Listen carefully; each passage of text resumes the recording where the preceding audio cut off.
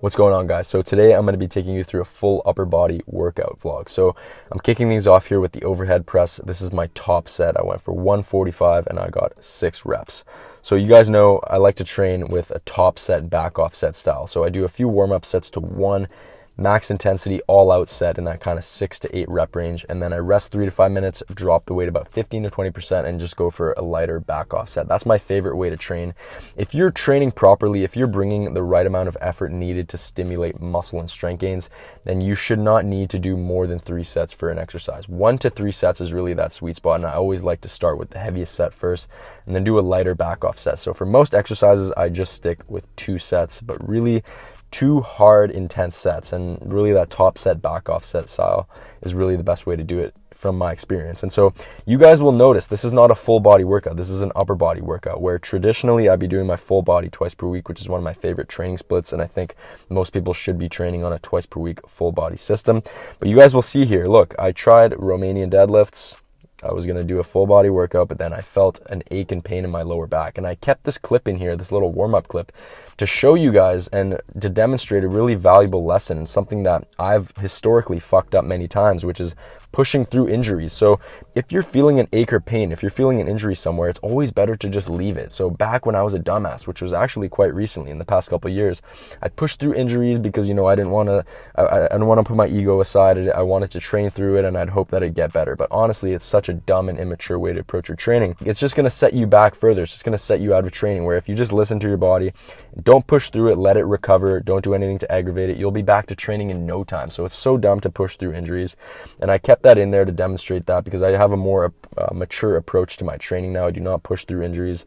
Whenever you have an injury, let it recover and then you'll be back, and then slowly take yourself back into training. But do not ever rush an injury, man. You always have to let that recover and then get back when it's recovered. Never push through it. So I went into some weighted chin-ups here. Same thing, I did 1 top set and then 1 back off set. The top set was 85 pounds attached for 6 reps, and then I backed off, put a 45-pound plate on, and then did about 10 reps. So here I'm jumping into some body weight dips. So historically, I was actually very strong on weighted dips, but they do not work for me. Like, my anthropometry is really not built for weighted dips. I was up to doing like 135 pounds attached for like 6 reps. And I was actually very strong on dips. I love dips. And if you can do dips, exploit them to their fullest, because really weighted dips and weighted chin-ups are like squats and deadlifts for the upper body. I don't think there are any better exercises than weighted chin-ups and weighted dips. Obviously, bench press, overhead press, great exercises. But in terms of what works the most muscle mass, you really can't beat weighted chin-ups and weighted dips. So I like to do body weight dips, actually. And so funny enough, this actually gives you like a hell of a stimulus.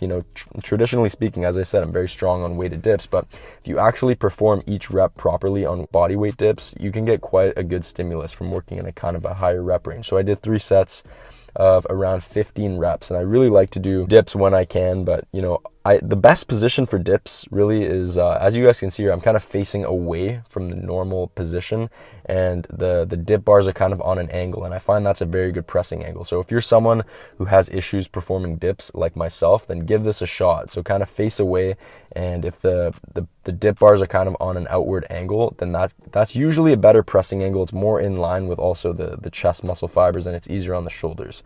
So give that a shot if you traditionally cannot perform weighted dips.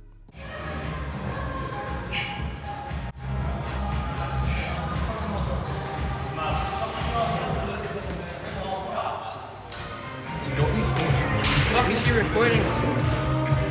Don't mind her. Yeah. I've been telling you because I know you want to. He tells me, he's like, hey Rio, like I eat enough, and I'm like, buddy, with all due respect, I fucking love you, but I got to give you some tough love. If you were eating enough, you wouldn't look the way you do. A lot of you think you're eating a lot of food. If you track your calories day to day, you realize you're eating a fucking pepperoni pizza and a medium Coke. You think you're in a calorie surplus. You probably didn't eat more than 2,000 calories in the fucking day. And that's just the reality. So a lot of you guys need to be way more diligent with tracking your calories. Me, there's a fat kid still inside of me because I was fat when I was a kid. So I can eat till the cows run home, or whatever the fuck that saying is.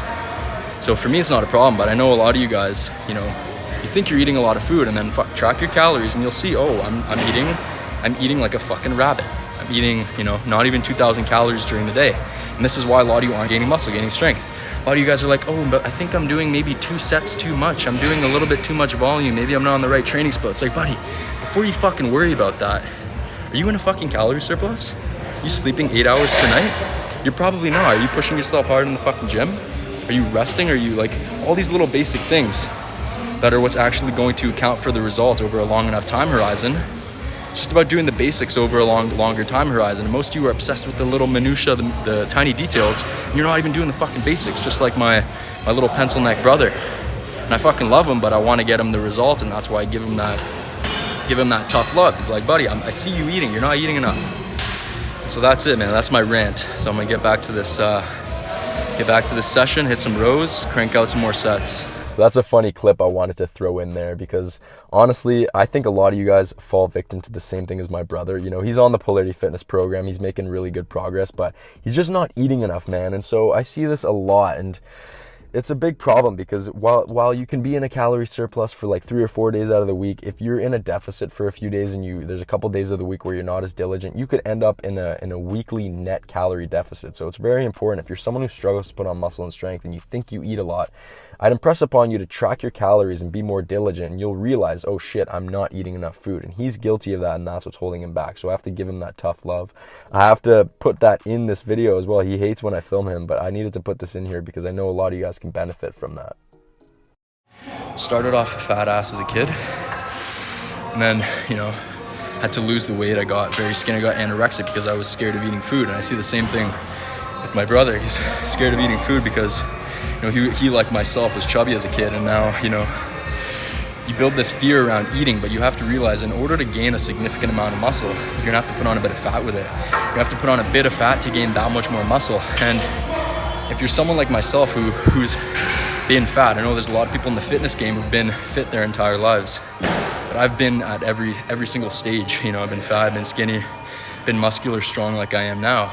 People that had history with actually being fat, being overweight, have a fear around eating food, but you have to realize that if you're gonna be scared of eating in a calorie surplus, scared of bulking, you're never gonna gain any appreciable size and strength as a natural lifter. In order to gain actual significant strength as a natural, you have to put on a bit of fat, and that's the mistake I made at the beginning of my fitness journey. I'm still paying the price now. I'm still catching up on gains that I could have made within that little period of noob gains because I didn't take advantage. I didn't eat enough food. And I see the same thing with him, and that's why I'm telling him that.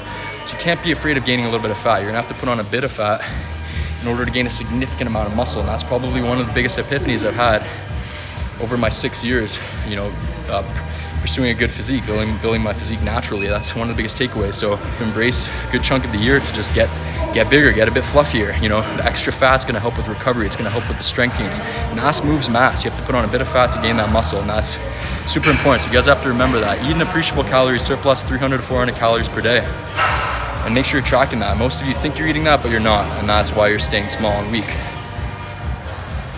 So now I'm going into some cable rows, and I actually really like this exercise. I'm not a fan of most machines, and I do strongly believe that the major compound exercises, the free weight exercises, are going to give you way more bang for your buck when you're a natural lifter.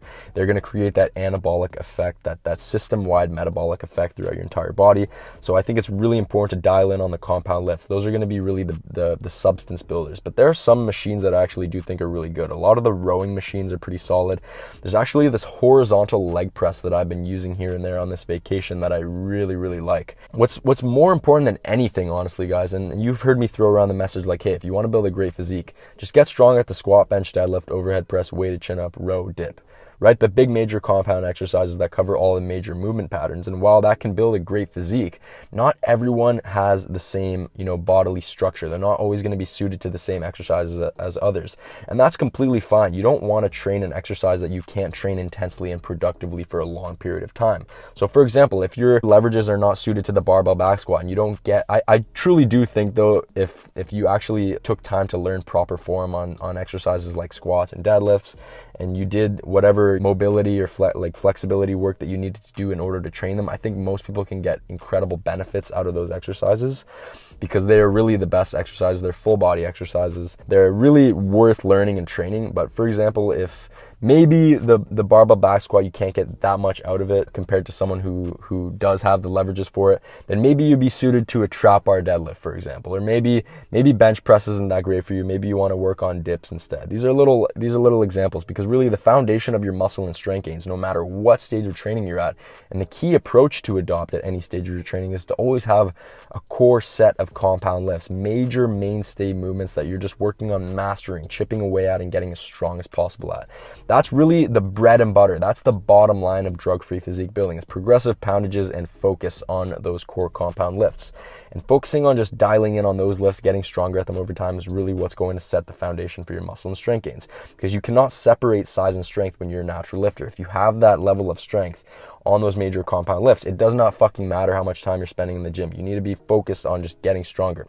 And in order to get stronger, you need to be following a lower volume approach where you're emphasizing recovery. A high volume approach is either going to overtrain you, it's going to prevent you from, training hard enough to actually create a stimulus. That's really the most important thing. That's the key approach to adopt whatever stage you're at if you're a drug-free lifter. So make sure to pick up my free 13-point natural muscle building checklist to uncover the 13 fundamentals of drug-free physique building. And if you guys want the full system to help you pack on 16 to 18 pounds of muscle naturally without living in the gym while training just 2 to 3 times per week, then make sure to get on the Herculean bulking program.